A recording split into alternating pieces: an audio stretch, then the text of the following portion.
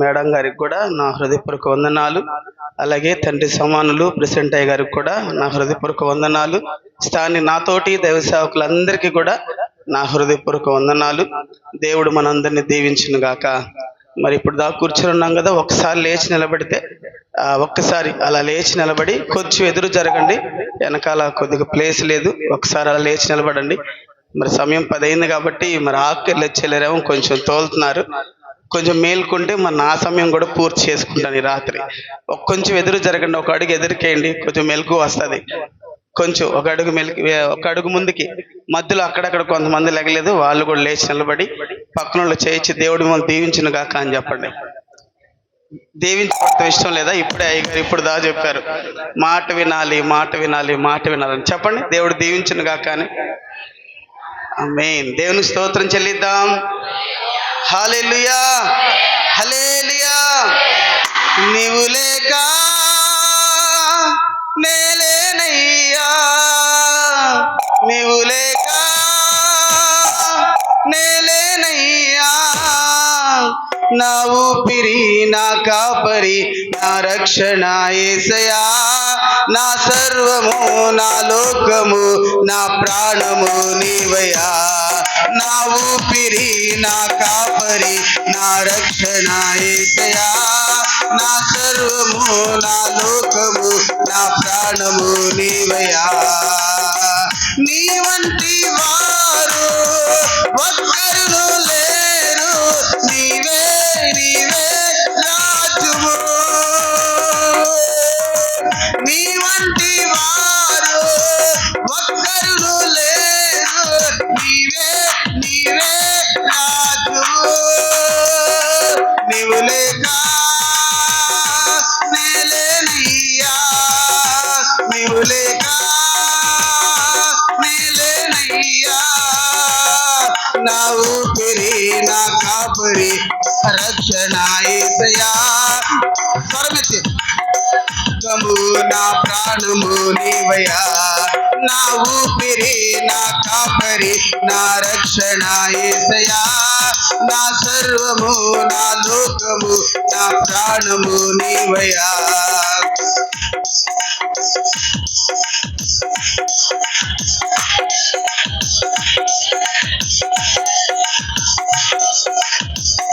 సహించెను దయచూపును, నీ ప్రేమే నన్ను గెలిచెను. సహించెను దయచూపును, నీ ప్రేమే నన్ను గెలిచెను. నీవు లేక నేలేనయ్యా, నీవు లేక నేలేనయ్యా. నా ఊపిరి, నా కాపరి, నా రక్షణ యేసయ్యా. నా సర్వము, నా లోకము, నా ప్రాణము నీవయ్యా. చెప్తామా? నా ఊపిరి, నా కాపరి, నా రక్షణ యేసయ్యా. నా సర్వము, నా లోకము, నా ప్రాణము నీవయ్యా. నీ వంటి వారు ఒక్కరును లేరు, నీవే నీవే రాజువు. నీ వంటి వారు ఒక్కరును లేరు, నీవే నీవే. మరొకసారి నాతో పాటు కలిసి. నీ వంటి వారు ఒక్కరును లేరు, నీవే నీవే రాజువు. మరొకసారి. నీ వంటి వారు ఒక్కరును లేరు, నీవే నీవే రాజువు. నీవు లేక నేలేనయ్యా, నీవు లేక నేలేనయ్యా. నా ఊపిరి, నా కాపరి, నా రక్షణ యేసయ్యా.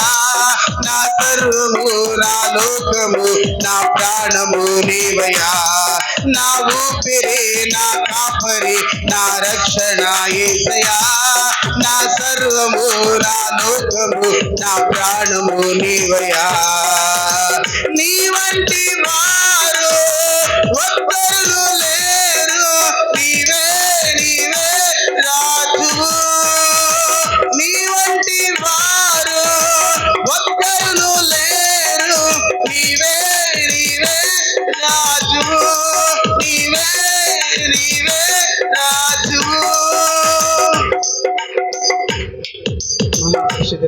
తండ్రి. ఇంత గొప్ప అవకాశాన్ని మీరు మాకు ఇచ్చినందుకు స్తోత్రం తండ్రి. ఈ రాత్రి నీవు మాతో మాట్లాడి మహిమ పొందమని ఈ సమయాన్ని బట్టి నీ పాదాలకు అర్పించుకుంటూ యేసు పేరిట అడుగుచున్నాము తండ్రి. ఆమె దయచేసి కూర్చుందాం. కొద్దిసేపు, నేను ఎక్కువసేపు చెప్పను. ఆల్రెడీ పాస్టర్ గారు చెప్పిన విషయమే మరొకసారి మనం ధ్యానం చేసుకుందాం. దేవుడి రాత్రి మనందరితో మాట్లాడినట్లుగా దయచేసి మనందరం కూడా ప్రార్థన పూర్వకంగా ప్రభు సన్నిధిలో ఉందాం. దేవుని స్తోత్రం చెల్లిద్దామా? హల్లెలూయా. గట్టిగా స్తోత్రం చెప్దాం. గట్టిగా మరొకసారి హల్లెలూయా, హల్లెలూయా. సైతాన్ చాలా దూరం పారిపోయింది. స్తోత్రం చెప్దాం గట్టిగా. ఇందాక అయ్యగారు చెప్పినట్టుగా ఒక మాట మనం చదువుకుంటే రేఖాబీలు గురించి చాలా చక్కటి విషయాన్ని మనకు చెప్పాడు. ఇక్కడ మనం చదువుతున్నప్పుడు దేవుని యొక్క బాధ ఏంటో మనకు అర్థమవుతుంది. ఆయన ఎంత బాధపడుతూ ఆకాశాన్ని భూమిని పిలుస్తున్నాడో, మన జీవితంలో మనం పడుతున్న లోటుపాట్లను బట్టి మనల్ని బాగు చేయాలనిపించినా, మనల్ని స్వస్థపరచాలనిపించినా, మనల్ని దీవించాలనిపించినా, ఆయనకు బాధ కలిగే కొన్ని విషయాలను బట్టి ఆయన చాలా విషయాలు మనకు దూరంగా ఉంటున్నాడు అనుకుంటానికి ఇది ఒక రుజువుగా మనకు కనబడుతుంది. ఒక మనిషి మాటకి ఆ యొక్క వంశం అంతా లోబడి, ఆ వంశం యొక్క నాయకుడు చెప్పిన మాటకి లోబడి నేటి వరకు కూడా వాళ్ళు కొనసాగిస్తున్నారు.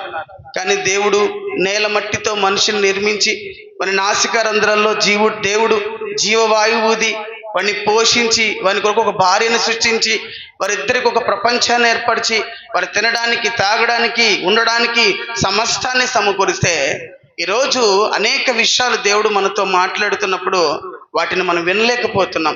చాలా కష్టంగా ఉందండి దేవుడు మాట వినడానికి. ఈరోజు మన సంఘాల్లో మనం అనుకుంటున్నాం, చాలా భక్తితో మనం ఉంటున్నాం.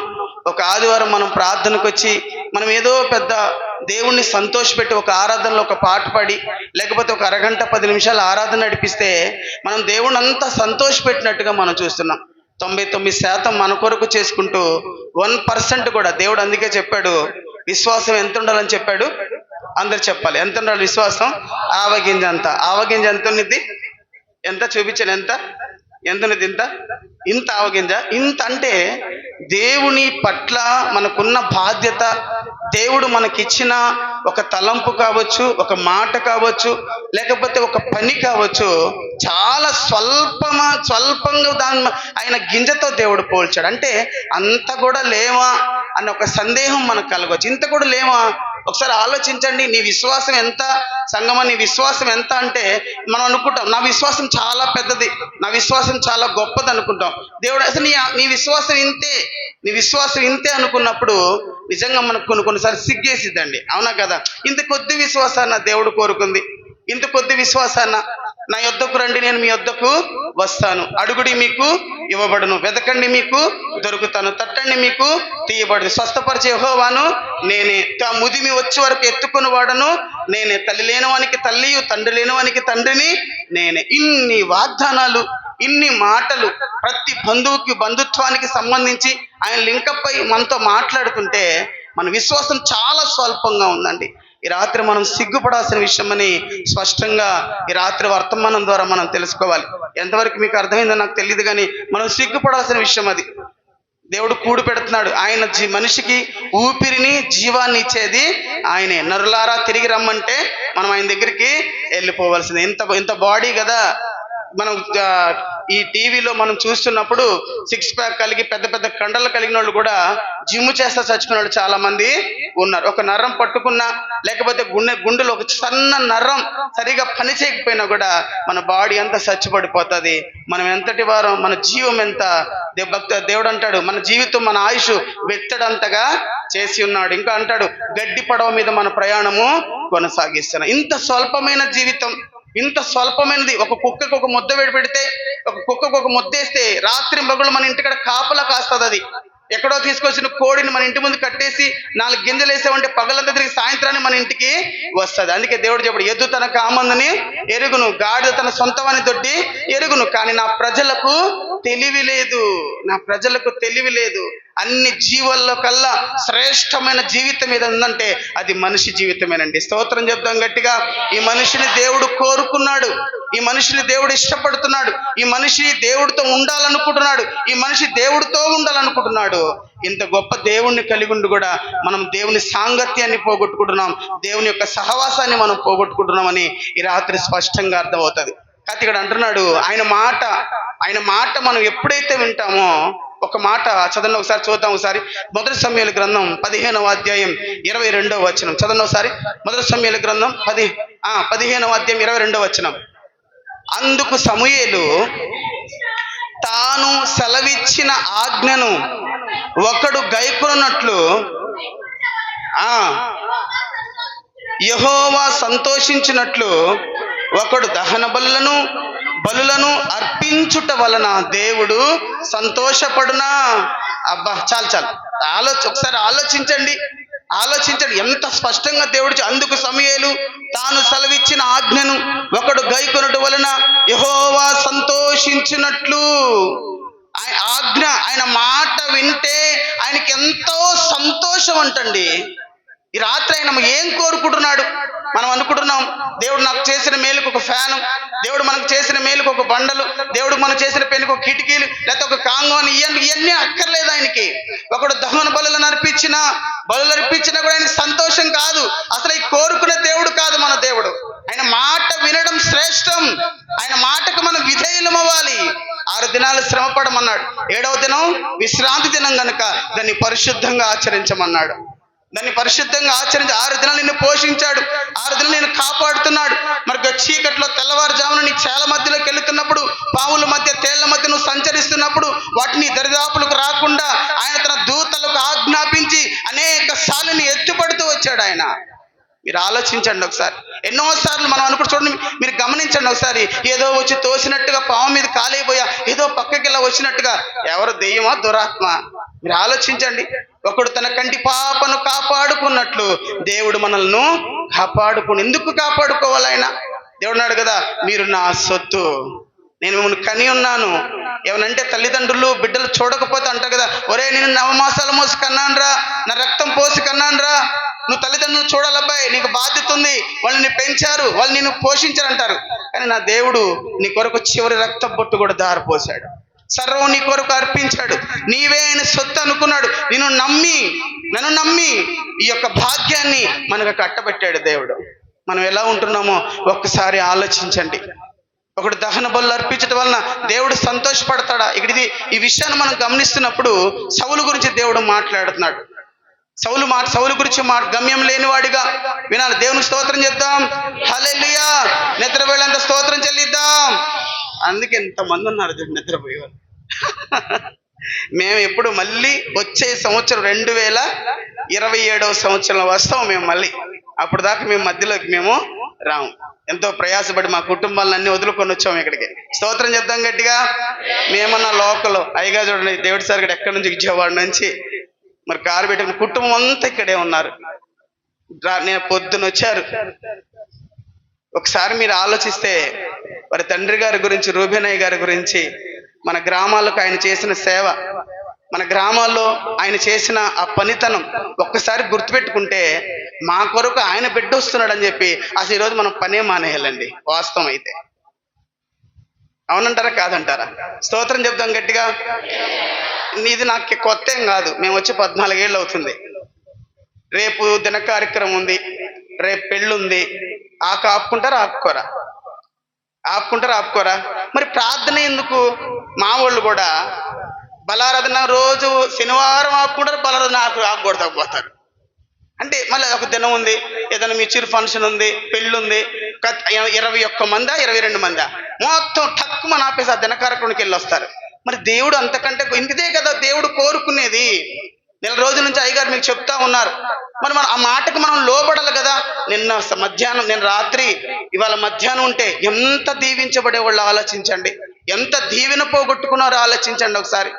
ఎంత ఆరాధన, దేవుని శక్తి. దేవుడు అనుకున్నాడు ఈ రోజు మధ్యాహ్నం నా బిడ్డలంతా, ఈ చిరుకురుపాల్లో ఉన్న వాళ్ళందరూ నా బిడ్డలంతా వస్తారు, వాళ్ళందరినీ నా నిండైన చేతులతో దీవించాలనుకున్నాడు ఆయన. ఎంతమంది పొందుకున్నారో ఆలోచించండి. పోగొట్టుకున్నట్టే కదా. దిన కార్యక్రమానికి ఇచ్చిన విలువ, పెళ్లికి ఇచ్చిన విలువ, ఇందాక అదే చదువుకున్నాం. ఒక మనిషికి ఇచ్చిన విలువ దేవుడికి ఇవ్వలేకపోతున్నారు. వాళ్ళ నాయకుడు చెప్పాడు ఒక మాట, ఆ మాటకి తూచా తప్పకుండా వాళ్ళ భార్యలు, బిడ్డలు, వారి కుమారులు, కుమార్తెలు అనుసరిస్తూ వచ్చారంట. మనం అనుసరిస్తున్నామో ఆలోచించండి ఒకసారి. అందుకే ఆయన మాట వినడం శ్రేష్టము.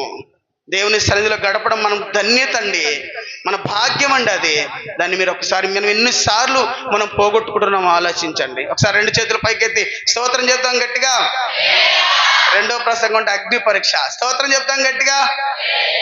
మా ప్రయాస అండి, ఒక్క ముక్కను నీ హృదయంలోకి వెళ్తే ఆ మాటను బట్టి చిన్న పశ్చాత్తాపడి ఒక్క నిమిషం ప్రార్థన చేసుకుంటే దేవుడు నిన్ను దీవిస్తాడని, అంతకు మించి ఇంకేం కాదు. అయితే ఇక్కడ సౌలు గురించి మాట్లాడుతున్నాడు దేవుడు. సౌల్ని గాడిదలు ఎత్తుక్కుంటా ఉన్నాడు. పని పాట లేనోడు అనుకుందామో, పేదోడు అనుకున్నాం, మనకు తెలియదు. ఎందుకు నిజంగా చెప్పాలంటే పేదోడే అనుకోవాలి. సమూయేలు దగ్గరికి వెళ్ళేటప్పుడు తన దగ్గర ఏమి కూడా, మనం ప్రవక్త దగ్గరికి వెళ్తున్నాం కదా, ఏమైనా తీసుకెళ్ళాలంటే ఏమైనా ఉందా అంటే జేబులు తడుక్కుంటే ఆయన దగ్గర రూపాయి కూడా లేదు. ఒక పనివాడి దగ్గర నీ దగ్గర ఏమైనా ఉందంటే నా దగ్గర కొద్ది వెండి ఉందయ్య అంటే వాళ్ళిద్దరు కలిసి వెళ్తారు. ఆ స్టోరీ అది అధ్యాయం అంతా మీరు చదువుకుని ఇంటికి వెళ్ళిన తర్వాత గాడిదలు ఎత్తుక్కుంటా వచ్చాడు. అతను తీసుకొచ్చాడు దేవుడు, పట్టాభిషేకం చేశాడు, ఇశ్రాయేలుకి ప్రధాన రాజుగా ఉంచాడు దేవుడు. అనేక మంది దాసిని తన దగ్గర పెట్టాడు, పని వాళ్ళని పెట్టాడు. రాజభవనంలో ప్రశాంతమైన వాతావరణాన్ని దేవుడు సౌలుకి ఇచ్చాడు. అయితే ఆయనకి దేవుడు తనకు అంత భాగ్యం ఇచ్చిన తర్వాత ఒక పనప్పు చెప్పాడు దేవుడు ఆయనకి. చూడండి 15వ అధ్యాయము ఒకసారి త్వరగా 1 సమూయేలు గ్రంథం 15వ అధ్యాయం 1వ వచనం. ఒకానొక దినమున సమూయేలు సౌలుని పిలిచి, యెహోవా ఇశ్రాయేలుకు తన జనుల మీద నిన్ను రాజుగా అభిషేకించుటకి నన్ను పంపెను అని ఆ అధ్యాయం అంతా చదువుకుంటే ఉంటుంది కదా. నువ్వు ఎన్నిక లేనప్పుడు దేవుడిని ఎన్నుకున్నాడు, ఇదిగో నీకు ఒక పనప్పు చెప్తున్నా, ఆ పని నువ్వు జాగ్రత్తగా చెయ్యి ఆజ్ఞాపించాడు. అక్కడ నువ్వు అమాలేకీయుల దగ్గరికి వెళ్ళి యుద్ధం చేసి వాళ్ళందరినీ మొత్తం సర్వనాశనం చేసిరా అని చెప్పాడు. అక్కడ లిస్ట్ కూడా ఇచ్చాడు. పిల్లలనేమి, పెద్దలనేమి, గొడ్లనేమి, గొర్రెలనేమి, భార్యలేమి, భర్తలనేమి మొత్తాన్ని చంపేసిరా, నిర్మూలన చేసిరా అని ఒక మాట చెప్పాడు. అర్హత లేని వాడికి పట్టాభిషేకం చేశాడు దేవుడు. యోగ్యత లేని వాడికి పట్టాభిషేకం చేసి ఒక్క పనప్ప చెప్పాడు. మనకు కూడా 100 పనులప్పు చెప్పాడు. నా సన్నిధిలో నీ పూర్ణ హృదయంతో, నీ పూర్ణ మనసుతో నన్ను ఆరాధించి, అంతే, నువ్వు నాకేం చేయక్కర్లేదు. నువ్వు ఇందాక మనం పాడుకున్నాం, ఏం పాట చదవండి. ఇందాక ఆరాధన ఏం పాట పాడుకున్నాం? ఏడాది దూడలన వేల కొలది పొట్టెలు. మీకా భక్తుడు అన్నాడు ఈ మాట, అయ్యా నీకు ఏం చెల్లించినయ్యా నాకు చేసిన మేలుకి, నీకేమి ఇవ్వనయ్యా, నీకేం చెల్లించే నీకు నీ రుణం తీర్చుకోగలనయ్యా. ఏడాది దూడలన వేల కొలది పొట్టేలునా వేలాది నదులంతా విస్తార తైలమా, ఏమి ఇచ్చి రుణాన్ని తీర్చుకొని ప్రభు అంటే ఆయన అంటాడు, మనుషుడా ఏది ఉత్తమమో నీకు తెలిసే ఉంది. నీ పూర్ణ హృదయంతో, నీ పూర్ణ ఆత్మతో నీ దేవుడిని యెహోవాను నువ్వు సేవించాలి, అంతే నేను కోరుకునేది. కొండలు నావి, బంగారం నాది, వెండి నాది, సమస్తం నావి, దానిలో తెచ్చి నాకు నువ్వేమిస్తావు, నా బిడ్డవు నాకు నువ్వేమిస్తావురా, నన్ను ఆరాధించని ఒక ముక్కు చెప్పాడు. ఆ ఒక్క పని మనం చేయలేకపోతున్నాం. వాక్యం వినలేము, నిద్రపోతాం, ఆరాధన చేయలేము, చప్పట్లు కొట్టు అన్న చెప్పాలా, చప్పట్లు కొట్టం. ఓ పాట పాడటానికి మనసు రాదు, ప్రార్థన చేయడానికి మనసు రాదు, వాక్యం చదవడానికి మనసు రాదు, దేవుడి సన్నిధిలో మోకరించడానికి మనసు రాదు. ఒకసారి మీరు ఆలోచించండి దేవుని బిడ్డలారా. దగ్గర 40-50 సంవత్సరాలు అయింది ప్రాజెక్టుల యొక్క రూబెన్ మినిస్ట్రీ పరిచర్లు కొని ఇక్కడ యొక్క స్థలాల్లోకి వ్యాపించి. అప్పుడు విశ్వాసాన్ని ఇప్పుడు విశ్వాసాన్ని ఒకసారి అంచనా వేసుకుంటే ఏం మారినాయండి మన జీవితాల్లో? తల మీద ముసుగు తప్ప. స్తోత్రం చెప్పండి గట్టిగా, హల్లెలూయా. కాబట్టి దయచేసి ఈ రాత్రి ఈ కూడికల యొక్క ఉద్దేశం ఏంటో తెలుసా? సంఘ క్షేమాభివృద్ధి కూడికలు, నువ్వు దీవించబడమే ఈ కూడికల యొక్క లక్ష్యం. హల్లెలూయా. కాబట్టి సౌలుకు ఆ పనప్పు చెప్తే ఆ పనిని ఏం చేశాడంట, చేయకుండా సగం పూర్తి చేసుకొని ఇంటికి వచ్చాడు. ఈలోగా సమాచారం, ఆ రాత్రి ప్రార్థన చేస్తామన్నాడు సమూయేలు. మీకు చదువుతారు కదా, అందుకని స్పీడ్ టైం లేదు కూడా చెప్తున్నాను. సమూయేలు ప్రార్థన చేస్తూ ఉండగా సౌలు ఏం చేశాడో చూసావా?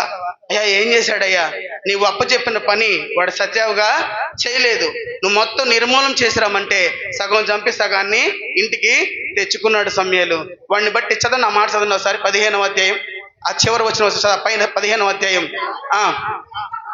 సౌలు నన్ను అనుసరింపక, 11వ వచనం బల్లె తీసామా చదువు. సౌలు నన్ను అనుసరింపక వెనుక తీసి నా ఆజ్ఞలు గైకొనపోయిన గనుక అతని రాజుగా నిర్ణయించినందుకు నేను పశ్చాత్తాపడుచున్నాను.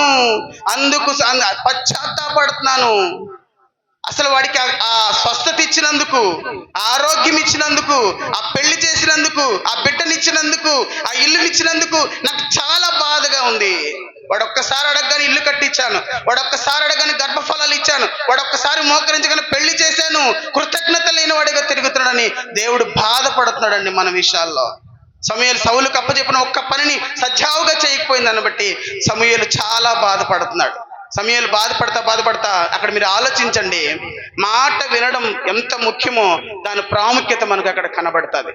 దేవునికి లోబడితే దేవుడు ఏం చేస్తాడో మనకు అక్కడ కనబడుతుంది. దేవుని సన్నిధిలో మనం అందుకే యాకోబు పత్రిక 4వ అధ్యాయం 7వ వచనం ఒక మాట చదవండి ఒకసారి. యాకోబు పత్రిక 4వ అధ్యాయం 7వ వచనం చదవండి త్వరగా. యాకోబు పత్రిక 4వ అధ్యాయం 7వ వచనం. కాబట్టి దేవునికి లోబడి ఉండుడి, అప్పుడు అపవాదిని ఎదురించుడి. ప్రతిసారి మనం అంటాం పడిపోగానే సైతాన్ పడేసిందిరా, అయ్యో సైతాన్ నేలపాలు చేసింది గ్లాసులో పాలు, అయ్యో బియ్యం పోయినా సైతాన్ సైతాన్ సైతాన్. ఈ సైతాన్ ప్రతిసారి నీ ఇంటికి ఎందుకు వస్తుంది తెలుసా? నువ్వు దేవుడికి లోబడిన దాన్ని బట్టి. నువ్వు దేవుడికి లోబడలేదు కాబట్టి సైతాన్ నీకు కాపలా పెట్టే దేవుడు. మీరు ఆలోచించుకోండి మీరే. సైతాన్ గాడు మన దగ్గరికి వచ్చాడంటే దాని అర్థం ఏంటి? దేవుడి సన్నిధిలో, దేవుడు సమీపంగా నువ్వు లేవు కాబట్టి సైతాన్ నీ దగ్గరికి రాగలిగాడు. అందుకే మనం దేవునికి లోబడి ఉండాలా. సౌలు వచ్చాడు, సమూయేలు వచ్చాడు, గబగబా వచ్చిన తర్వాత ఏం మాట్లాడుతున్నావు ఒకసారి గమనించండి. అక్కడ చదువు, మా కింద చదువు త్వరగా. సమూయేలు కోపావేశుడై ఉదయాన్నే వచ్చాడు, సౌలుని ఎదుర్కొని పోగా సౌలు కర్మేలుకు వచ్చి అక్కడ జయసూచకమైన శిలను నిలిపి తిరిగి గిల్గాలకు పోయి ఉన్న సమాచారం వినెను. తర్వాత అతడు సౌలునొద్దకు రాగా సౌలు, యెహోవా వలన నీకు ఆశీర్వాదము కలుగుగాక, యెహోవా ఆజ్ఞను నేను, అందరు చెప్పాలి, యెహోవా ఆజ్ఞను నేను, అందరు చెప్పాలి, యెహోవా ఆజ్ఞను నేను. ఈ పాస్టర్లకు ఏం తెలుసు మేము ఎంత ప్రార్థన చేసుకుంటున్నామో? ఇక్కడ పాస్టర్లుగా తెలియాల్సింది ఆకాశం ఉందన్న దేవుడికి తెలియాలా. ఇక్కడ ముసుగేసుకున్నంత మాత్రాన, ఇక్కడ మోకరించినంత మాత్రాన, మాలాగా తెల్లగుడ్లేసినంత మాత్రాన మనం భక్తి పరులం కాదు. నీకు దేవునికి మధ్యలో దేవునికి సంబంధం ఉంది. దేవుడు చూస్తున్నాడు ప్రతిరోజు. నువ్వు కూర్చునుట, లేచుట, నడుచుట, మాట్లాడడం, ఎక్కడ ఏ స్థలంలో ఏం చేస్తున్నావో సమస్తం దేవుడికి తెలుసు. మరుగైంది, చాటైంది ఏది కూడా లేదు. హల్లెలూయా. రెండు చేతుల పైకెత్తి హల్లెలూయా. అక్కడ చెయ్యి కూడా పని చేసి ఆ గొర్రెలు తీసుకొచ్చి సెలలో కట్టేశాడు. ఆ రాత్రి స్వప్నమందు దేవుడు సమూయేలుతో మాట్లాడితే ఉదయాన్నే రాగానే సౌలు ఏమన్నాడు? నేను ఆజ్ఞను నెరవేర్చాను. ఎందుకయ్యా పాస్టర్గా నువ్వు చెప్పావా? నేను ప్రార్థన చేసుకుంటానే ఉన్నా. మీరు ఒక మాట చెప్తారు, పాస్టర్ గారు అల్పలాంటి కావాలి పాస్టర్ గారు, ప్రార్థన చేయండి పాస్టర్ అంటే. అప్పుడు ఈ పాస్టర్ గారు ఏం చెప్తాడు? అమ్మా నేను కూడా ప్రార్థన చేస్తా, నువ్వు కూడా ప్రార్థన చేసుకో. వీళ్ళు ప్రార్థన చేయరు.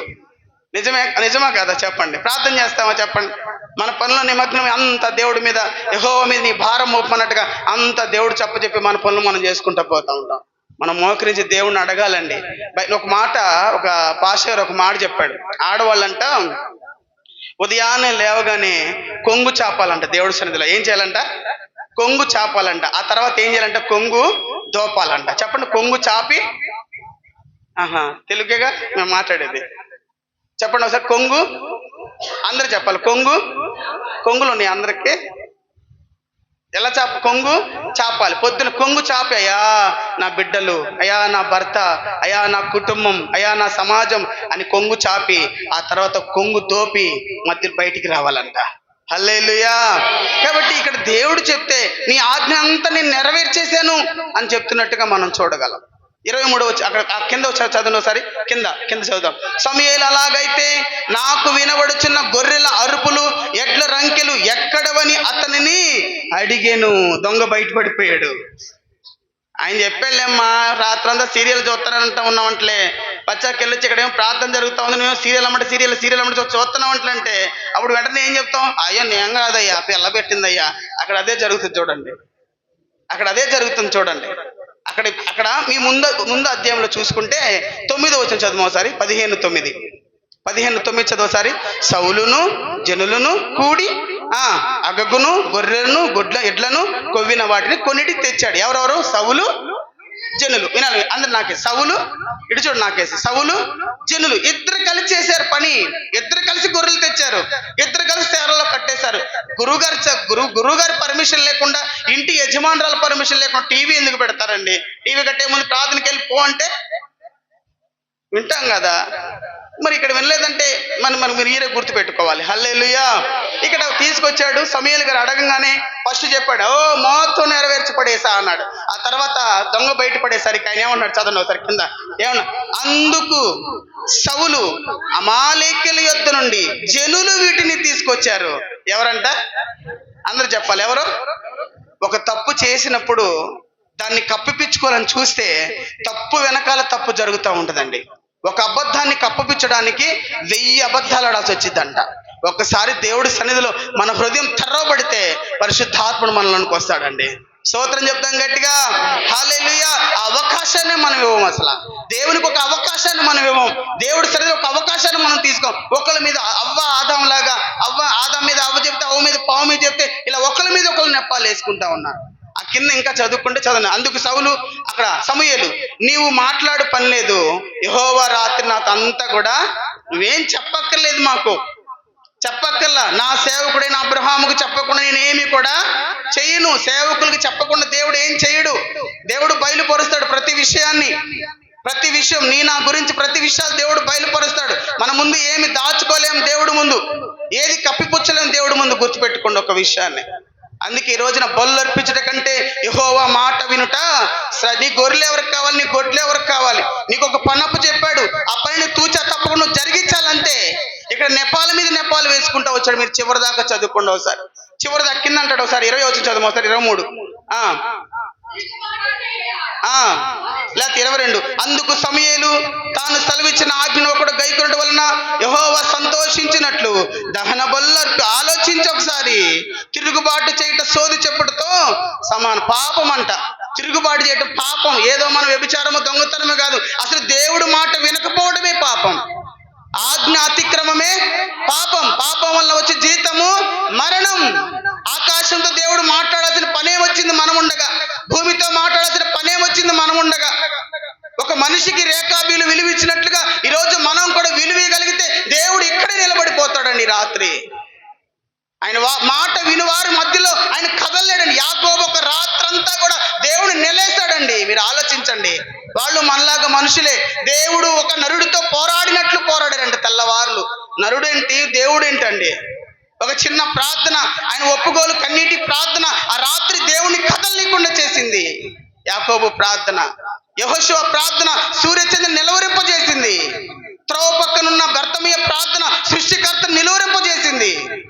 నీ ప్రార్థన నా ప్రార్థన సరిగా ఉంటే, ఆయన మాట విని మనం ప్రార్థన చేయగలిగితే, అడుగుడి మీకు నేను ఇస్తాను. హల్లెలూయా. మీరు నాయందు చెప్పాలి, మీరు నాయందు నా మాటలు మీ యందు నిలిచినోడు ఎడల మీకు ఏది ఇష్టమో ఇప్పుడు చెప్పండి.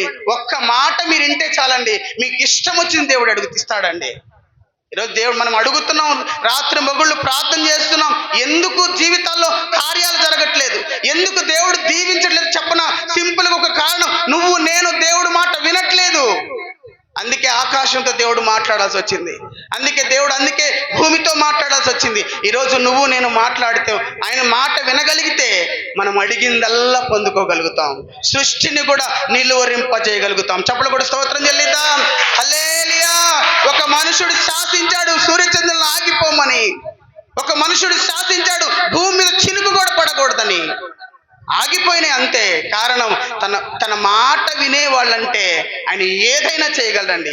ఏమైనా చేయగలవు, కథ మొత్తం మార్చగలవు, నాకేమైమంతా తెచ్చుకుందువు. ఏమైనా చేయగలవు, కథ మొత్తం మార్చగలవు, నీ నామముకే తెచ్చుకుందువు.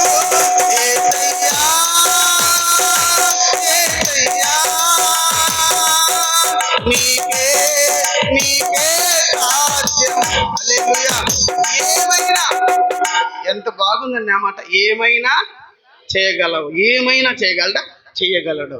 నువ్వు ఆయన మాటకు లోబడితే చాలు, ఆయన చెప్పింది చేస్తే చాలు, ఏమైనా చేయగలడు ఆయన.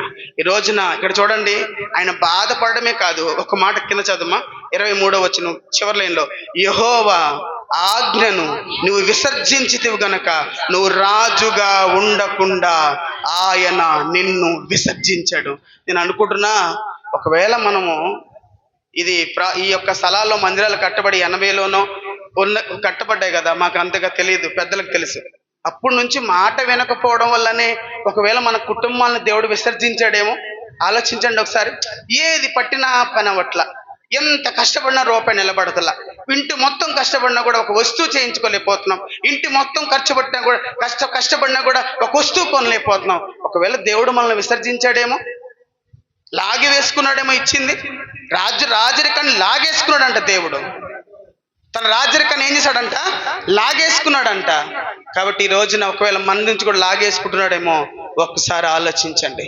ఈ రాత్రికాల సమయంలో దయచేసి మీ అందరికీ నేను చేతులు జోడించి చెప్తున్నా, ఆయన మాట వింటే మనల్ని ఆశీర్వదించే దేవుడై ఉన్నాడు.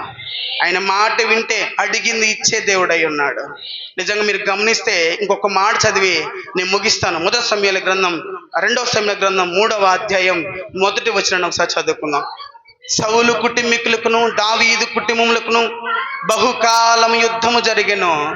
దావీదు అంతకంతకు వర్ధిల్లెను, సౌలు కుటుంబం అంతకంతకు నీరసిల్లిపోయాను. దావీదు ఎందుకు వర్ధిల్లాడు? నీతిమంతుడా? దావీదు నీతిమంతుడా? చెప్పాలి. దావీదు నీతిమంతుడా? ఏ పాపం చేయలేదా? ఏ పాపం చేయలేదా? మీరు ఆలోచిస్తే ఇంకా మీకు తెలిసి స్టోరీ. బెత్షెబా యొక్క భర్తను ఉరియాని చంపి బెత్షెబాని వివాహము తనతో సంబంధాన్ని పెట్టుకున్న తర్వాత ఉరియా చచ్చిపోయాడు. బెత్షెబా ఎవరికి తెలియకుండా రహస్యంగా దావీదుతో ఉంటుంది. వినాలి, దావీదుతో ఉంటుంది. ఈ సంగతి ఎవరికి తెలియదండి. ఈ సంగతి చెప్పాలి. ఈ సంగతి ఎవరికి తెలియదు. అందరూ చెప్పాలి, ఈ సంగతి ఎవరికి తెలియదు. కానీ ఆకాశం అందున్న దేవుడు చూస్తున్నాడు. ఒకానొక సందర్భంలో చదవండి, ఆ కింద వచ్చిన ఒక్క మాట చదువుదాం. 2 సమూయేలు గ్రంథం 12వ అధ్యాయం 21వ వచనం. 12వ అధ్యాయం 1వ వచనం. 12:1 చదువుమా. చాలు. ఆకానును దావీదు నొద్దకు పంపెను. వినాలి, అయిపోయింది. దావీదు యొద్దకు ఆకానును పంపెను. ఈరోజు మమ్మల్ని పంపినట్లుగా ఎక్కడికి ఈరోజు మమ్మల్ని పంపించాడు కదా దేవుడు సెలవు లేకుండా మేము ఇక్కడ రాలేమండి. దేవుడు సెలవు లేకుండా ఇంతమంది దైవ శాఖలు ఇక్కడ ఉండలేరు. ఆయన సెలవు ఇచ్చాడు కాబట్టి ఈ రాత్రి మేమంతా ఇక్కడ ఉండగలిగాం. హల్లెలూయా. కాబట్టి దేవుడు దావీదు యొద్దకు ఆకానుని పంపించాడు. వినండి, అయిపోయింది. ఆకాను వచ్చాడు. సౌలుకి దావీదుకి వ్యత్యాసం మనకు కనబడుతుంది. సౌలు తప్పు చేసి ఒకరి మీద ఒకరు బొంకుతూ వచ్చాడు. తన తప్పును ఒప్పుకోలేదు.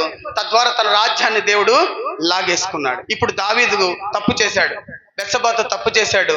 ఆకాన్ని దావీదు దగ్గరికి పంపించాడు. ఇక్కడ ఎంత తెలివిగా దేవుడు మాట్లాడతాడో ప్రవక్త ద్వారా మీరు ఆలోచించండి. ఆ కింద మనం చదువుకుంటే, ఒక పట్టణమందు ఒక ఐశ్వర్యవంతుడు ఒక దరిద్రుడు ఉన్నాడు. అయితే ఆ దరిద్రునికి తనొక్కగానొక్కున్న చిన్న ఆడగొర్రె పిల్ల తప్ప ఏమీ లేకపోయాను. వాడు దానిని పెంచుకొని చుండగా అది వాని బిడ్డ యొద్దన పుండి పెరిగి వాని చేతి ముద్దలు తినుచు వాని గిన్నెలోని తాగుతూ తన కౌగిట్లో కుమార్తె వలె ఒదుగుందంట. ఏంటది? అందరూ చెప్పాలి, ఏంటది? గొర్రె పిల్ల ఒదిగిపోయింది. ఒక ధనవంతుడికి చాలా గొర్రెలు ఉన్నాయి, విస్తారమైన ఒంట్లు ఉన్నాయి, విస్తారమైన గాడిదలు ఉన్నాయి, విస్తారమైన గుర్రాలు ఉన్నాయి, రథాలు ఉన్నాయి, రౌతులు ఉన్నాయి. ఒక దరిద్రుడికి మాత్రం చిన్న గొర్రె పిల్ల ఉంది, దాన్ని కాపాడుకుంటా వస్తా ఉన్నాడు. ఈ ఐశ్వర్యవంతుడి యొక్క కన్ను ఆ చిన్న గొర్రె పిల్ల మీద పడింది. ఇక్కడ మీరు గమనిస్తే ఈ ఐశ్వర్యవంతుడి ఇంటికి ఒక బంధువు వచ్చాడు, చుట్టం వచ్చాడు. ఈ చుట్టం వచ్చినప్పుడు ఏం చేశాడు? ఈ ఐశ్వర్యవంతుడు ఆ పేదవాని గొర్రెను కోసి ఆ ఐశ్వర్యవంతి వీళ్ళు మొత్తం కలిసి తినేశారు. తిన్న తర్వాత అప్పుడు దావీదుతో ఆకాను ఈ ప్రవక్త అంటాడు, అయ్యా వాడి దగ్గర 100 గొర్రెలు ఉన్నాయి, వీడి దగ్గర ఒక్క గొర్రె ఉంది, ఈ ఒక్క గొర్రెని చంపి వాడు తిన్నాడయ్యా. ఏంటయ్యా అంటే దావీదు అంటాడు, అతడు నిశ్చయముగా మరణానికి పాత్రుడు, చచ్చిపోవాడు అంతే, ఆడు బతకడానికి వీల్లేదు. ఒక్క గొర్రెని చంపు తింటాడు, వాడు దుర్మార్గుడు, వాడిని చంపేయండి అన్నాడు. అప్పుడు ప్రవక్త అన్నాడు, అది నువ్వే. చెప్పాలి, అది అందరు గట్టిగా చెప్పాలి, అది నీవే, అది నీవే. ఇంకా స్టోరీ అంతే. నువ్వు ఆయన ఎవరు ఉరియాని చంపి బెత్షెబాని ఇలా చేసావు, అది నువ్వే అనగానే, నేనా? అసలు నాకు తెలియదయ్యా, అసలు పొరపాటు నేను తప్పే చేయలా, నాకు అసలు లేదు. ఆ పిల్ల నా దగ్గరికి వచ్చి నేనే అడిపోయాను నేను బంకుకుండా 13వ వచనం చూడండి ఒకసారి. నేను పాపము చేసి తిని. చప్పలు కూడా స్తోత్రం చెల్లిద్దాం. నేనే ఈరోజు దీవించబడపోవడానికి కారణం సంఘం కాదు, సేవకుడు కాదు, దేవుడు కాదు, అది నువ్వే. ఆయన మాట వినకపోయిన దాన్ని బట్టి, ఆయన మాట యందు నీకు విలువ లేకపోయిన దాన్ని బట్టి, ఆయన మాటకి నువ్వు లోబడకపోయిన దాన్ని బట్టి ఈరోజు ఆశీర్వాదాలన్నీ తారుమారైపోయినాయి. ఈ రాత్రి దావీదులాగా నువ్వు కూడా, అయ్యా నేనే తప్పు చేశానయ్యా, నీ మాట వినలేదయ్యా, ఎన్నో ఆదివారాలు, ఎన్నో ఉపవాస ప్రార్థనలు, ఎన్నోసార్లు నిర్లక్ష్యం చేసి నీ సన్నిధిని విడిచిపెట్టి నా స్వలాభం కోసం, నా సొంత పనుల కోసం ప్రార్థన మానుకొని కూడా పెళ్ళిళ్ళకి వెళ్ళిన రోజులు ఉన్నాయి, ప్రార్థనలు మానుకొని కూడా ఫంక్షన్లకు వెళ్ళిన రోజులు ఉన్నాయి, ప్రార్థన మానుకొని కూడా ఏదో టీవీలో సినిమా అలా చూసుకుంటూ కూర్చున్న రోజులు ఉన్నాయి. లేవంటారా? ఎన్నున్నాయి చెప్పండి. ఒక పక్క దేవుని ఆరాధన పాట వినబడుతున్నప్పుడు అది పాస్టర్ గారే సంఘమేలే అని ఎన్నిసార్లు మనం నిర్లక్ష్యంగా గృహాల దగ్గర ఉన్నామో అదంతా దేవుడు లెక్క చూడకుండా ఉంటాడా? ఒక ఇద్దరు ఇక్కడ కన్నీరు కార్చి ప్రార్థించయ్యా మా గ్రామాన్ని రక్షించయ్యని ఇద్దరు ప్రార్థన చేస్తుంటే, ఒక ఇద్దరు బరిదెక్కించి ఊరి మీద తిరుగుతూ ఉంటే దేవుడు చూడకుండా ఉంటాడా? ఆలోచించండి ఒకసారి. లాక్కోడా, మనకున్న వైభవాన్ని లాక్కోడా, మనకున్న ఆస్తిని లాక్కోడా, మనకున్న ఆరోగ్యాన్ని లాక్కుంటాడు. కానీ ఈ రాత్రి నీవు ఆయన ముందు మోకరించి నేనే ప్రభువా అంటే క్షమించడానికి సిద్ధ మనసు కలిగిన దేవుడు. హల్లెలూయా. నాకై పరుగెత్తి కౌగలించి మూతాడి కన్నీటిని తుడిచే, నాకై పరుగెత్తి కౌగలించి మూతాడి కన్నీటిని తుడిచే, ఆశ్చర్యమైన ప్రేమ కల్వరిలోని ప్రేమ, మరణము కల్వే బలమైన ప్రేమదే, నన్ను జయించే ఈ ప్రేమ, ఆశ్చర్యమైన ప్రేమ. ఎప్పుడు మన మీద కోపం పెట్టుకోదండి. మీరు ఒక్కసారి ఆలోచించండి. చిన్న లాజిక్ చెప్పి ముగిస్తా. మన బిడ్డలు దొంగతనం చేస్తున్నారండి, మన బిడ్డలు తప్పుడు వాళ్ళండి, తల్లిదండ్రులు తోసేసుకుంటారా? ఈయన కూడా నా చంపేయండి నా తప్పుడు అంటారా? వాడు దొంగతనం చేసినా, వాడు ఏం చేసినా కూడా మనం కప్పిపుచ్చుకొని దాన్ని వాడిని ఇంట్లో పిలుచుకొని జాగ్రత్త చేసుకుంటాం. మరి దేవుడు కూడా అంతేనండి. ఆయన స్వరక్తం దారపోసిన రక్తం వృధా కాకూడదని లోబడనొల్లని వాని వైపు ఆయన చేతులు చాపి పిలుస్తున్నాడు ఈ రాత్రి. ఆయన మాట విని ఆయన ముందు నువ్వు మోకరించగలిగితే, నేనే ఆ తప్పు చేసిన నువ్వు ఒప్పుకోగలిగితే, ఒప్పుకొని ఆయన సన్నిధిలో ప్రార్థన చేయగలిగితే యోబుకు పోగొట్టుకున్నవన్నీ తిరిగి ఇచ్చినట్లుగా ఈ రాత్రి నీకు ఇవ్వడానికి సిద్ధంగా ఉన్నాడు. ఎక్కడ నష్టపోయావో, ఎక్కడ ఓడిపోయావో, ఎక్కడ పడిపోయావో ఈ రాత్రి మోకరించి నేనే ప్రభువా అని నువ్వు పశ్చాత్తాపడినట్లయితే సమస్తాన్ని తిరిగి దేవుడు నీకు ఇవ్వబోతున్నాడు. అది చెప్పడానికే దేవుడు మమ్మల్ని తీసుకొచ్చాడు. నిన్ను మళ్ళీ దీవించబడాలని, మళ్ళా పోగొట్టుకున్న అభిషేకం ఇవ్వాలని, నువ్వు మందిరంలో చేసిన పరిచర్య మళ్ళీ నీకు తిరిగి అప్పచెప్పాలని, ఈ సంఘంలో నీ పాత్ర మళ్ళీ నువ్వు కొనసాగిస్తావని, ఈ సంఘంలో నమ్మకత్వం నువ్వు మళ్ళా కొనసాగిస్తావని దేవుడి రాత్రి నీతో మాట్లాడుతాను. నువ్వు లోబడు దేవునికి, దేవుని మాటకి లోబడు. నేనే అది, వాడో వీడో ఎవరో మనకు అనవసరం, నేనే నేనే నేనే అని ఆయన ముందు మోకరించగలిగితే, ఎన్నడూ చెప్పుకున్నాం, పరిగెట్టుకుంటూ వచ్చాడు కుమారుడు కోసం. ఆస్తిని తీసుకుపోయి మొత్తం వేసేల పాలేసి, దొంగల పాలేసి, తాగి తిరిగి నా సమస్తాన్ని పోగొట్టుకున్నా, ఇంటికి తిరిగి వచ్చినాడు, కౌగులు ఇచ్చుకున్నాడు. ఆయన శిలువ మీద దొంగ, అయ్యా నీతో కూడా నాతో పాటు నేను పరదేశంలో ఉండని అయ్యా అంటే వెంటనే క్షమించి నిత్యముగా నాతో పాటు నువ్వు పరదేశంలో ఉంటావు. ఎంత గొప్ప ప్రేమ కలిగిన దేవుడు అండి మనం ఆరాధించే దేవుడు. ఎంత త్రోసి వేయబడ్డా కూడా ఆయన మరలా నిన్ను తెచ్చుకుంటున్నాడు. చెయ్యి చాపడంటే దాని అర్థం ఏంటో తెలుసా? మరొక అవకాశాన్ని దేవుడు నీకు ఇస్తున్నట్టు. లోబడి నొలని వానిపై చేతులు చాపడితే అర్థం ఏంటి తెలుసా? ఇంకొక అవకాశాన్ని ఈ రాత్రి దేవుడు నీకు ఇవ్వబోతున్నాడు. ఆ అవకాశాన్ని కనుక నువ్వు సద్వినియోగ పరుచుకోగలిగితే ఈ రాత్రి పోగొట్టుకున్నవన్నీ నా దేవుడు నీకు ఇవ్వబోతున్నాడు. ఒక్క నిమిషం మోకరించి ప్రార్థన చేద్దామా? అందరూ మోకరించి దావీదులాగా, ఒకవేళ పొరపాటు చేశామో చేయలేదో, ఎందుకు నష్టపోతున్నామో, ఎందుకు ఓడిపోతున్నామో, ఏమైనా దేవునికి కష్టపెట్టామా, బాధ పెట్టామా, దేవునికి దూరంగా ఉన్నామా, ఒక్కసారి ఆలోచించి నేనే ప్రభువా, అది నన్ను క్షమించు ప్రభువా, మరలా నేను నీ సన్నిధిలో కొనసాగుతానయ్యా, మరలా నీ సన్నిధిలో నమ్మకంగా ఉంటానయ్యా, ఈ పరిచయం నేను నమ్మకంగా ఉంటాను ప్రభువా అని ఒక్కసారి నువ్వు ప్రార్థనలో ఉండగలిగితే ఈ రాత్రి దేవుడు తన అభిషేకాన్ని నీకు ఇవ్వబోతున్నాడు. దావీదు అంటాడు, అయ్యా నీ రక్షణ ఆనందం నాకు మరలా కలుగజేయ్యా, నీ ఆత్మ నా యొద్ద నుంచి తీసివేయొద్దయ్యా అని ప్రార్థన చేస్తే దేవుడు సహాయం చేశాడు. కాబట్టి మనమందరం కూడా ప్రార్థన చేద్దాం. ప్రభువా, ఎంత గొప్ప అవకాశాన్ని మాకు ఇచ్చావు నాయనా అని ప్రార్థన చేద్దాం. ఒక్క నిమిషం చేతులు పైకెత్తి, ప్రభువా మాకు సహాయం చేయి తండ్రి అని ప్రార్థన చేద్దాం. పరిశుద్ధుడా, ప్రేమ కలిగిన మా యేసయ్య, నీ పాదాలకు వందనాలు. ఈ రాత్రి దాసు నిలబెట్టుకుని నువ్వు మాట్లాడు. లోబడనోళ్ళని వాని వైపు దినమెల్లా నీ చేతులు చాపి ప్రతి దినం పగలు రాత్రి మధ్యాహ్నం పిలుస్తూనే ఉన్నారు. ప్రభువా, ఈరోజు నీ పిలుపు విని ఎంతమంది నిర్లక్ష్యంగా తిరుగుతున్నారో, ఎంతమంది నీ పిలుపు విని నా తండ్రి నాయన తండ్రి దూరంగా ఉన్నారో, ఈ రాత్రి అలాంటి వారిని హక్కును చేర్చుకోమని ప్రార్థిస్తున్నాం నాయన. పోగొట్టుకున్న వైభవాన్ని తిరిగి ఇవ్వమని ప్రార్థిస్తున్నాం తండ్రి. అద్భుతకరంగా నీ బిడ్డలు లేవనెత్తుకోమని, ఈ పరిసరాన్ని ఇంకా 39 దీవించమని యేసు పేరిట అడుగుచున్నాము తండ్రి. ఆమేన్. అందరం కూర్చుందాం. Praise the lord. హల్లెలూయా, హల్లెలూయా, హల్లెలూయా.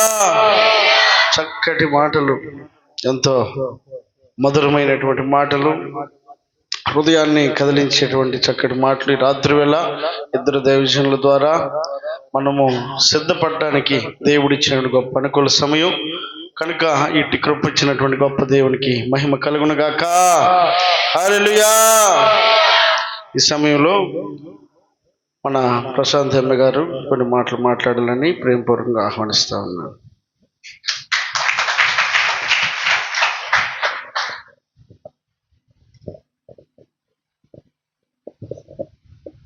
అందరికీ కూడా ప్రభుపేట వందనాలు చెల్లించుకుంటున్నాను. వేదికను అలంకరించిన దైవజనులకు కూడా నేను ప్రభుపేట వందనాలు చెల్లించుకుంటున్నాను.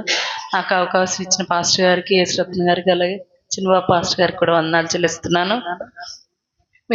మరలా మీ అందరిని ఇలా కలుసుకోవడము చాలా సంతోషంగా ఉంది. మీకు అందరికి కూడా సంతోషంగా ఉందని అనుకుంటున్నాను. ఎంతమంది సంతోషిస్తున్నారు? చాలా సంతోషం. ఎందుకని మాట అడిగానంటే, మధ్యాహ్నం మేము సంతోషించలేదు.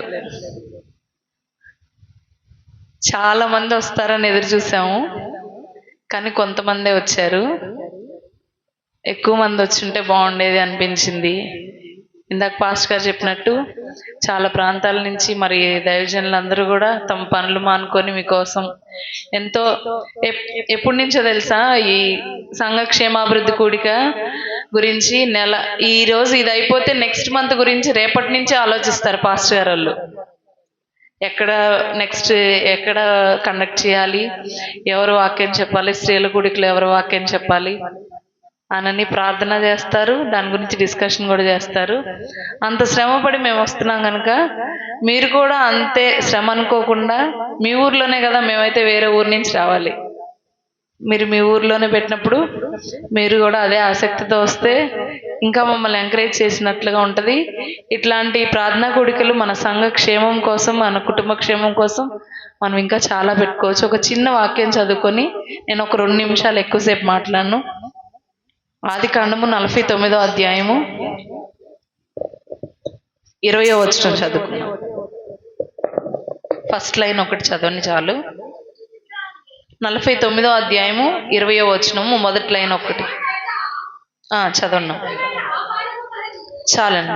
ఒక చిన్న ప్రార్థన చేసుకుందాం. పరిశుద్ర జీవము కలిగిన దేవా, మీకు వందనాలు నాయన. ఈ రాత్రి వేళ నాయన ఇప్పటి వరకు మీ దాసులు నిలబెట్టుకొని కూడినాను. మా అందరితో మీరు మాట్లాడినారు. చదవని వాక్యాన్ని బట్టి వందనాలు. నన్ను మరుపరచండి తండ్రి. నీకు స్తోత్రం. మీ బిడ్డలతో మీరు మాట్లాడండి. ఆమేన్. ఒక చిన్న ప్రార్థనే, చిన్న వాక్యమే. ఆషేరు నొద్ద ఏముందంట? శ్రేష్టమైన ఆహారం ఉంది. ఆషేరు అనే మాటకు అర్థం ఏంటంటే భాగ్యవంతుడు, అదృష్టవంతుడు, ఆశీర్వదింపబడిన వాడు అని అర్థం. ఎందుకని ఆయనకు ఆ పేరు పెట్టబడిందంటే, అతని తల్లి అతను పుట్టినప్పుడు నన్ను జనులందరూ కూడా భాగ్యవంతురాలు అంటారు అని లేయా ఆషేరుకి ఆ పేరు పెట్టిందంట. మరి దేవుని బిడ్డలమైన మనము దేవునిలో పుట్టిన తర్వాత, బాప్తిస్వం ద్వారా లేదా సంఘంలో చేర్చబడిన తర్వాత మనందరము కూడా భాగ్యవంతులమే. ఎందుకని మనం భాగ్యవంతులం అంటే, ద్వితీయోపదేశకాండము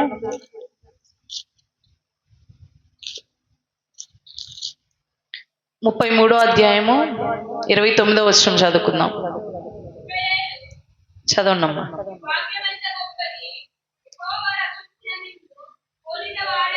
చాలండి. ఎవరంట? ఇశ్రాయేలు నీ భాగ్యము ఎంత గొప్పది, యెహోవా రక్షించిన నిన్ను పోలినవాడు ఎవడు? మనల్ని దేవుడు రక్షించినట్లుగా మనల్ని పోలిన వారు ఎవ్వరు కూడా లేరంట. అంటే దేవుడు మనల్ని ఎంతో ప్రేమించి తన సొంత కుమారుని ఇవ్వడానికి కూడా వెనుతీయకుండా ఆయన మన కోసం ఆయన అనుగ్రహించున్నాడు. అంత గొప్ప రక్షణను, శ్రేష్టమైన ఆహారాన్ని దేవుడు మనకి, ఆహారం ఏం శ్రేష్టమైన ఆహారం ఉంది మనకి? నిన్న సాయంత్రం నుంచి వింటున్నారుగా, దైవజనులు నిలబెట్టుకుని దేవుడు ఎంతో గొప్ప మాటలను పలికించున్నాడు. దేవుడు మనతో మాట్లాడి ఉన్నాడు. ఎంతమంది నమ్ముతున్నారు దేవుడు నాతో మాట్లాడాడు అని? అందరం ఒకసారి దేవుని స్తోత్రం పిలుచుకుందాం. హల్లెలూయా. దేవుడు ఒక ప్రార్థనా కూడికను ఏర్పాటు చేసుకుని ఉన్నాడంటే దాని ద్వారా ఎన్నో గొప్ప కార్యాలు జరిగిస్తాడు. కనుక వాటిని మనం మిస్ అవ్వకూడదు. ఒక చిన్న మాట చెప్పి నేను ముగిస్తాను. మీకు గుర్తుందో లేదో తెలియదు కానీ మా మ్యారేజ్ అయిన తర్వాత 2021లో ఫస్ట్ నేను ఒక చిన్న ప్రసంగం చేసింది మీ చర్చ్లోనే. ఎంతమందికి గుర్తుంది?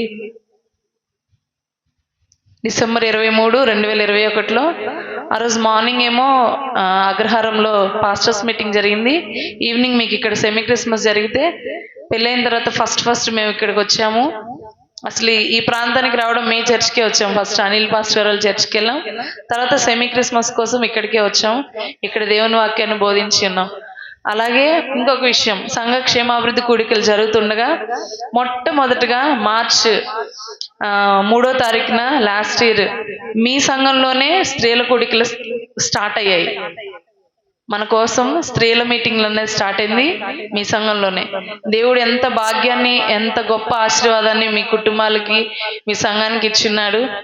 మొట్టమొదటిగా మీ సంఘంలోనే ఏదైనా స్టార్ట్ అవుతుంది కాబట్టి మీరు కూడా అంతే ఆసక్తితో దేవుని సన్నిధిలో సాగిపోతే దేవుడు గొప్ప ఆశీర్వాదాన్ని మీకు, మీ కుటుంబాలకు అనుగ్రహిస్తాడు. కనుక శ్రేష్టమైన ఆహారము మన ఆశీర్వాద యొద్ద ఉందంట.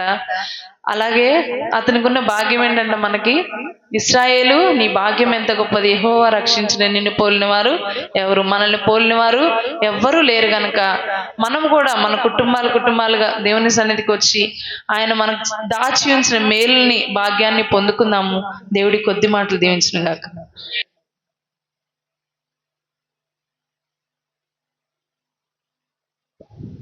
Praise the lord. హల్లెలూయా, హల్లెలూయా.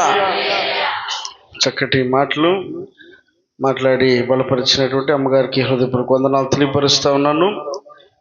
సమయాన్ని స్థానిక దైవజనులు రవీంద్రయ్య గారికి అప్పగిస్తూ ఉన్నాను.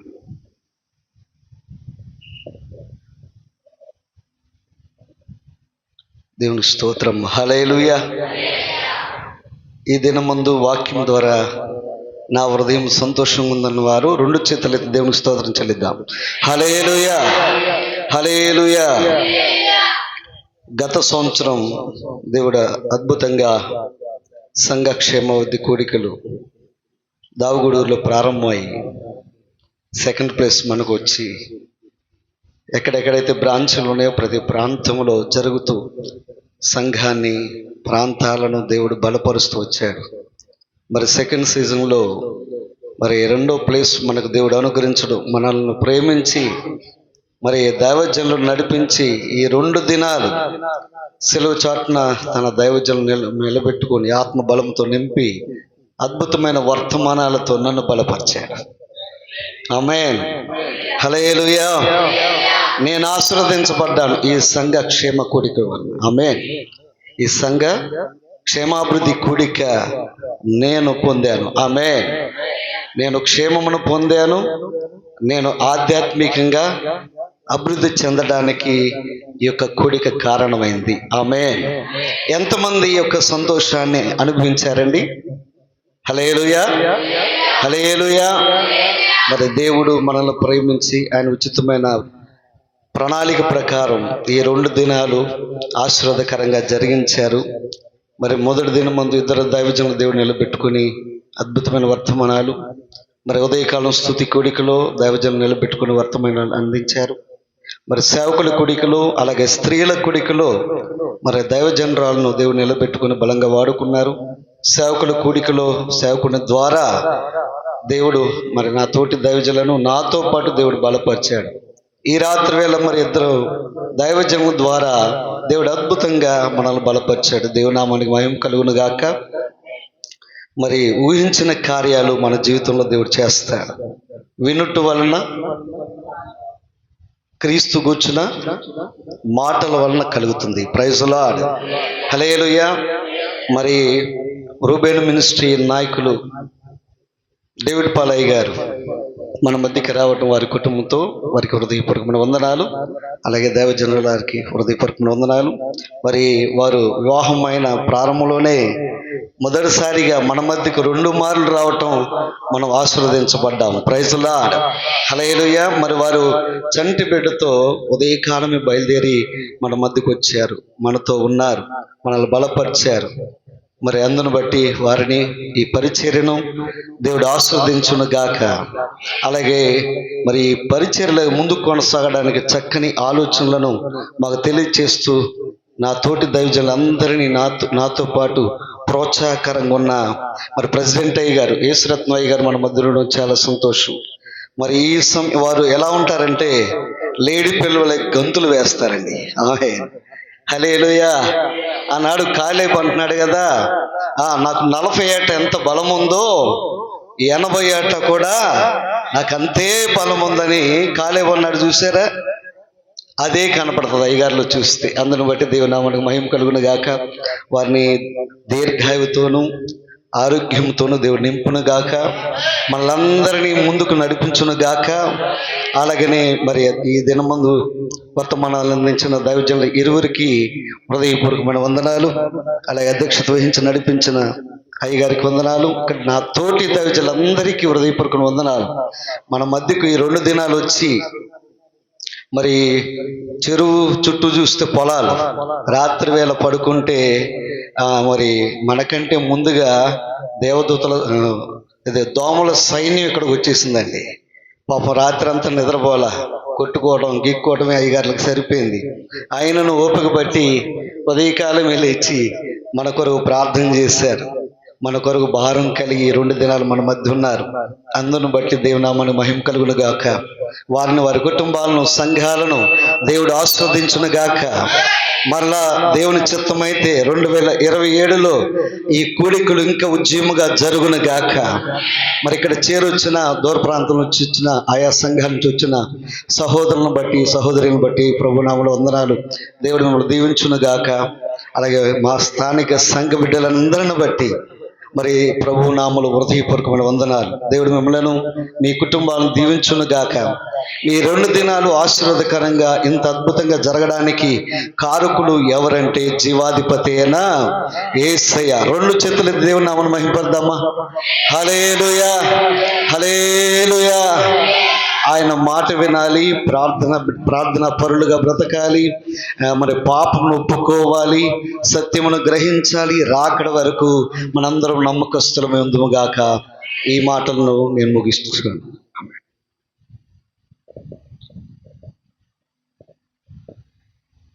ఈ 2 రోజులు కూడా దేవుడు తన కృపలో రాత్రి నుంచి ఇప్పటి వరకు దూర ప్రాంతం నుండి వచ్చినటువంటి మమ్మల్ని ఎంతో ప్రేమించి, ప్రేమతో చేర్చుకొని ఇచ్చినటువంటి ఆతిథ్యమే కావచ్చు, పలకరించినటువంటి ఆ పలకరింపే కావచ్చు, ఈ స్థానిక సంఘ కాపురికి, వారి కుటుంబమునకు నా హృదయపూర్వక వందనాలు తెలియపరుస్తూ ఉన్నాను. ప్రత్యేకించి ఈ సంఘ బిడ్డలందరికీ, అలాగే యవనస్తులందరూ కూడా ఎంతో ప్రయాసపడి చక్కగా పనిచేస్తూ దైవజనుని అనుసరిస్తూ సహకారంగా ఉన్నందుకై మీ అందరికీ కూడా హృదయపూర్వక వందనాలు తెలియపరుస్తూ ఉన్నాను. దేవుడు మిమ్మల్ని దీవించును గాక. ఈ సమయమందు ప్రార్థన చేసుకుందాం. చివరిగా మన ప్రియులు అనిలయ్య గారు ప్రార్థన చేస్తారు. పెద్దయ్య గారు దీవెనిస్తారు.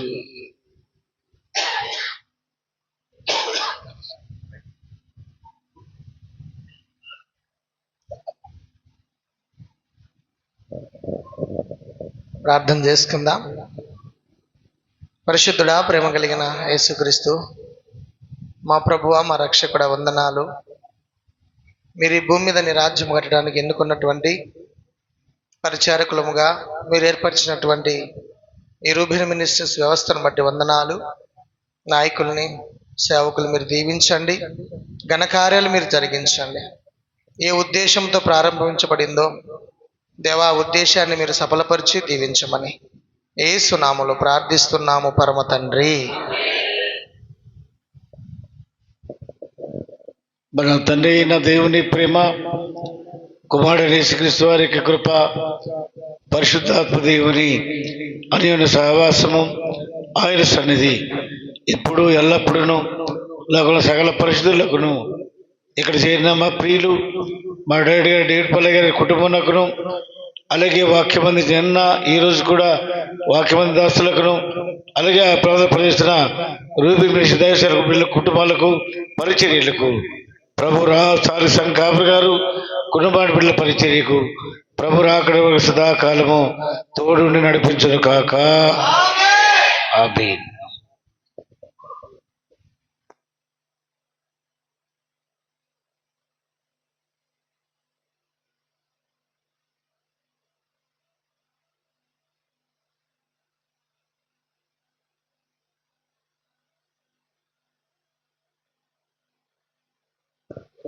Praise the lord. హల్లెలూయా.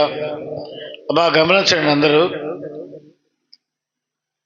ఇక్కడ మన ప్రియులు కోటా దాసు వాళ్ళ అన్నగారైనటువంటి తిరుపాల గారు, వారి మధ్యకాలంలో అనారోగ్యానికి గురి ఈ బ్లడ్ క్లాట్ అయ్యి మెదడులో వారు హాస్పిటల్లో ఉన్నారు. మరి మాకు చెప్పారు 3 రోజుల క్రితం. మేమైతే వ్యక్తిగతంగా ప్రార్థన చేస్తూ ఉన్నాము. ఈ విషయాన్ని అందరికీ కూడా తెలియజేస్తున్నాను. మీ పర్సనల్ వ్యక్తిగత ప్రార్థనలో తిరుపాల గారి ఆరోగ్యం నిమిత్తమై ప్రార్థన చేయవలసిందిగా ప్రభుపేట తెలియజేస్తున్నాను. అందరు గమనించి మనము మన ప్రియులు త్వరగా కోలుకుని క్షేమంగా గృహానికి చేరినట్లుగా ప్రార్థన చేసుకుందాం. నేను ప్రార్థన చేస్తాను, మీ అందరూ కూడా ఏకీభవించండి, అందరూ మోకరించండి. ఒకసారి మహోన్నతుడా, జీవము కలిగిన మా యేసయ్య, ఘనుడా, గొప్ప దేవుడా, మీ శ్రేష్టమైన నామానికి మహిమ చెల్లిస్తూ ఉన్నాను. మీ అంత ప్రేమలో మమ్మలను జ్ఞాపకం చేసుకొని ఈ రీతిగా ఈరోజు ప్రభువుని అతన్ని ఈ చిరుకుడు వాడు ఆయా సంఘంలో సమకూడి ప్రార్థించడానికి ఇచ్చిన అవకాశం కొరకు ప్రార్థన చేస్తున్నాం. సంఘాన్ని, సంఘంలో ఉన్న ప్రతి కుటుంబాన్ని, గ్రామంలో ఉన్న ప్రతి కుటుంబాన్ని, స్థానిక సంఘ కాపరి గారిని, వారి కుటుంబాన్ని బిడ్డల పరిచర్యను, అలాగే రూబీ మినిస్ట్రీలో పరిచయ దైవ బిడ్డల సంఘాలు, పరిచర్యల కుటుంబాలని అందుబాటుగా ఉండకుండా మమ్మల్ని ఆత్మీయంగా నడిపిస్తున్న దైవ సేవకులు అయా రెడ్డి గారి కుటుంబాన్ని వీటికి పరిచయం విషయం చెల్లిస్తున్నాను. మరి ముఖ్యంగా మా ప్రియుడు అయినా మరి కోట తిరుపాల గారు ఈ మధ్యకాలంలో అనారోగ్యానికి గురై వారు ప్రభుత్వ సంఘమిత్ర హాస్పిటల్లో ట్రీట్మెంట్ తీసుకుంటూ ఉన్నారు. ఆ మెదడులో ఏదో బ్లడ్ క్లాట్ అయ్యి కొంత ట్రీట్మెంట్ తీసుకుంటారైనా ట్రీట్మెంట్ జరుగుతూ ఉంది. వారి కొరకు మేము వ్యక్తిగతంగా ప్రార్థన చేస్తున్నాం. అలాగే ఈరోజు సంఘంగా కూడి అందరం ప్రార్థన చేస్తున్నాం. మా దీన ప్రార్థన మీరు ఆలోచించి ఎక్కడ ప్రభా నేను ఏకీపించి 2-3 కూడి నా నామమున ధ్యానం చేస్తారో అయ్యా వారి మధ్య నేను ఉంటాను అని సెలవించిన మీ వాగ్దానాన్ని స్థిరపరిచి మేమందరం చేస్తున్న ఈ ప్రార్థన ఆలకించి దాసులు మీ ప్రియులు కుమారులు యా తిరుమల గారిని దర్శించి అయా వారికి ఉన్న అనారోగ్యమును మీరే ముట్టి బాగు చేసి అయా చనిపోయిన వారి సైతం లేపిన దేవుడవు, మీకు సాధిన భూలోకములో ఏది లేదు కనుక మీ కనికర హస్తాన్ని వారిపై చాపి మీ దక్షిణ హస్త బలము చేత నింపి బలపరిచి స్వస్థపరిచి నీ పనిముట్టుగా వాడుకుంటూ తిరిగి మా గ్రామం క్షేమంగా తీసుకొస్తాను నమ్మిస్తూ యేసు క్రీస్తు వారి శ్రేష్ఠ నామములో ప్రార్థించి వేడుకుంటూ అడిగి పొందుకొని ఉన్నాము మా ప్రియ పరలోకపు తండ్రి. ఆమేన్. ఆమేన్. మీ అందరికీ వందనాలు. అందరూ కూడా ప్రార్థన చేయండి, వారు క్షేమంగా కోలుకొని మరికి వచ్చినట్లుగా.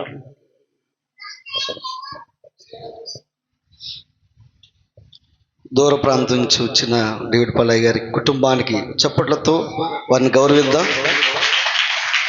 అలాగే యేసురత్నయ్య గారు మన మధ్య ఉండడం బట్టి దేవుని మహింపడదాం. చప్పట్లు కొట్టి నా తోటి దైవజనులందరి కొరకు చప్పట్లు పడదాం.